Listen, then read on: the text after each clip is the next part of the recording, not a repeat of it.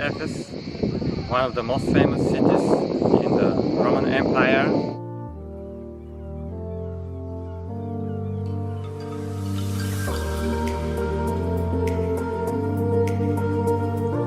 Our main destination in this video is Ephesus, one of the most important destinations on our route. This is the 6th day of our journey around western Turkey. We are in Kuşadası, a famous resort at the Aegean Turkish coast. Its name comes from this small island, today connected to the mainland by a jetty.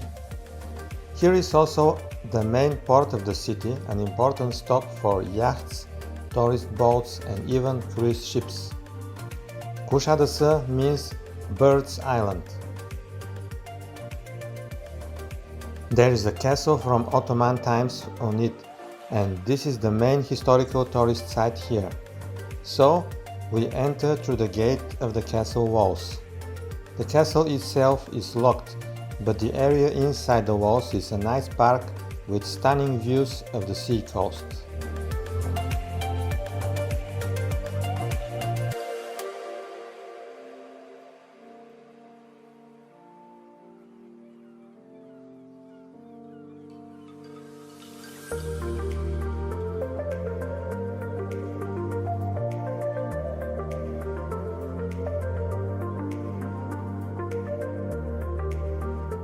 Today, our main destination is not Kuşadası, but the ancient city of Ephesus, located about 25 kilometers northwest of the resort city. After about 30 minutes of driving on a nice road, we arrive at the gate of Ephesus. The site of Ephesus has two gates, and this is the upper gate. We buy the entrance ticket, 200 Turkish liras, and enter inside. The whole city of Ephesus is established on a valley with a main road like an axis, about 2 kilometers long, from the upper gate to the lower gate. And everything here is built on the both sides of this axis. This is the first main point, the upper agora.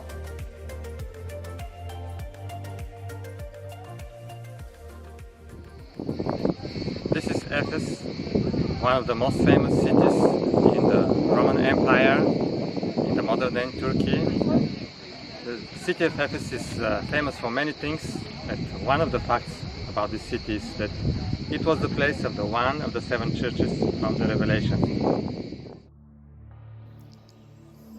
Let's explore the upper agora. It was designed mainly for state business, and its small theater has been used for some art performances.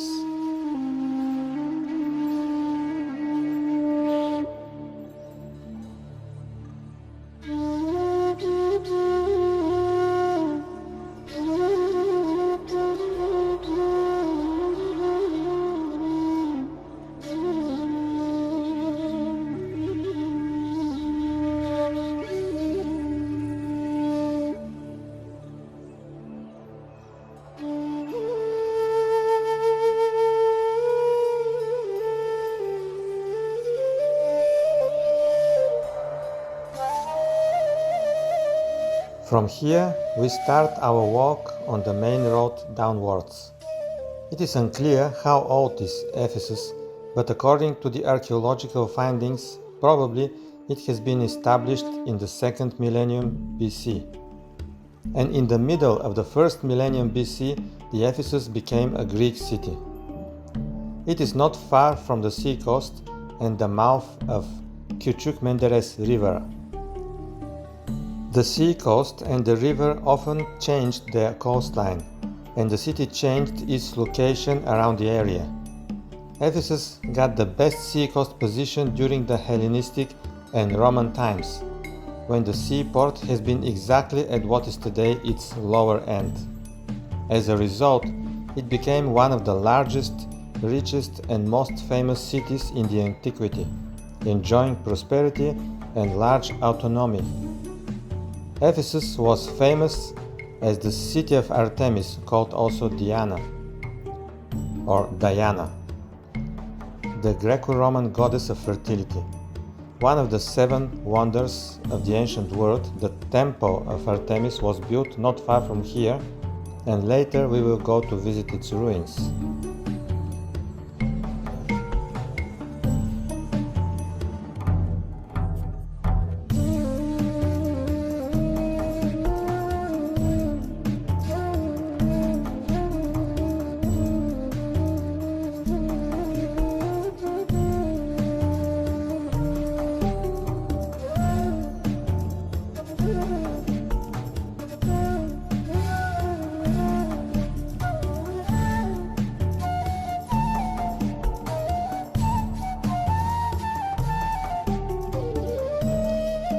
One day, in the middle of the 1st century AD, a group of Christians arrived in Ephesus and shared the gospel of Jesus to the local Jews. They were led by Paul the Apostle, who stayed here for a while, then left, but soon arrived again and remained here for about 3 years. During this time, a large community of believers in Jesus was established here. It was the Church of Ephesus, a starting point for the gospel for the whole province of Asia, to which Ephesus was the capital.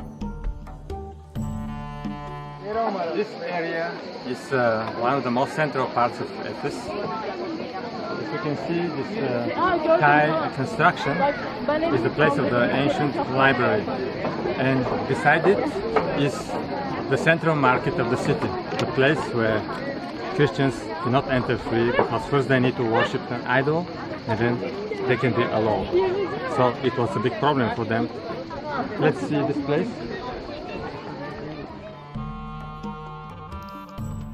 First, we go to the site of the library. This is the library of Selçuk, the most iconic place of Ephesus, the cultural heart of the city.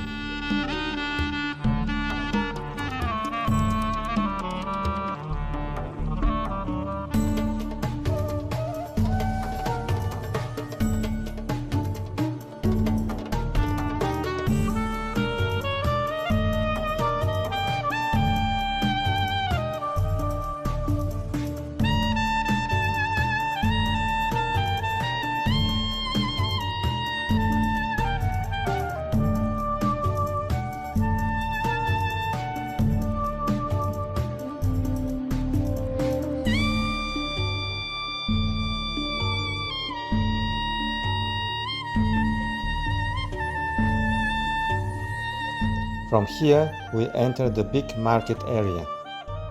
It has a square shape, and here was the place of trade, once the most crowded part of the city.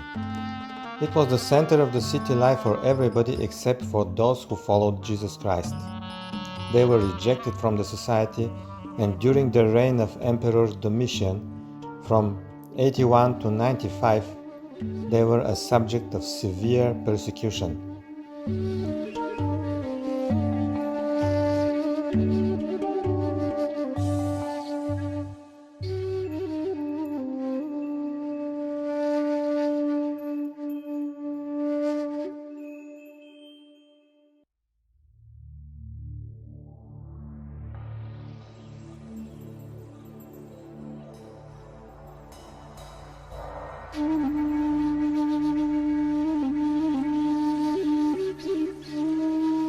Now let's enter another main landmark of Ephesus, the Grand Theatre of Ephesus.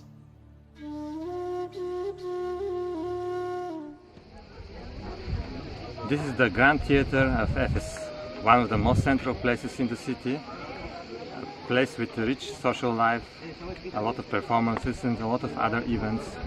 The Bible tells us that after many months of ministry of Paul, many local people, Ephesians, believe in Jesus. So as a result, many people reject the local idol, especially the idol of Artemis. This caused a serious problem for the local businessmen who made idols, small idols of the Artemis, and as a result there began some unrest in the city. As a result of the unrest, many people have gathered here in this place they begin to crying and saying and praising the Artemis, and many Christians here were in danger because of this. But the good thing is that the local leaders stopped the crowd and stopped the unrest and held them in the and just to resolve their problem in the community, in the city. About 40 years after Paul's arrival, the Christians received a message from Jesus by John the Apostle, written in the book of Revelation, the first message to the 7 churches of Asia. In this message, Jesus approved their hard words for his name, but criticized them because they left their first love. It was a prophetical message not only to the church of Ephesus, but to all churches in the following centuries that would be in the similar situation.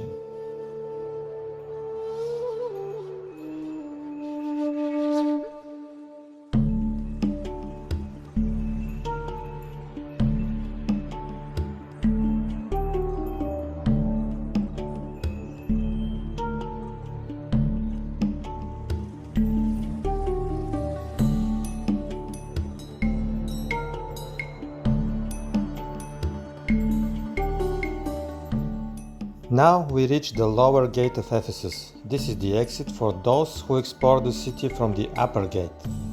As in every famous tourist attraction, here is the marketplace for souvenirs and other attractive things.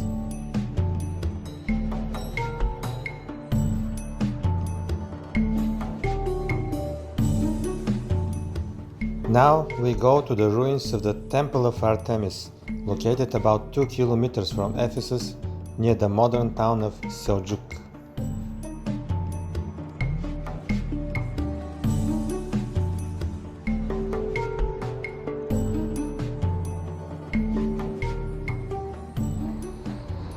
So this is what remains from the temple of Artemis, the goddess of fertility. In ancient times, there was a tree in front of the temple that symbolized the fertility. But in the message of Jesus in the book of Revelation, he promises an access to a better tree, the tree of life, to those who believe in him and win. In the following centuries, the sea coast and the river changed their course again. The port of Ephesus was abandoned and the city declined. When the Turks came, more than 1,000 years later, Ephesus was only a small village among ruins. The Turks built the town of Selçuk and the village disappeared. Only its ruins remained in oblivion, to be discovered again just recently and to be turned into one of the most popular tourist attractions in western Turkey. We leave Ephesus and proceed our trip further. We have one more destination for today. This is Miletus, that you can see in our next video, and subscribe to our channel Journey Beyond the Horizon for more video journeys.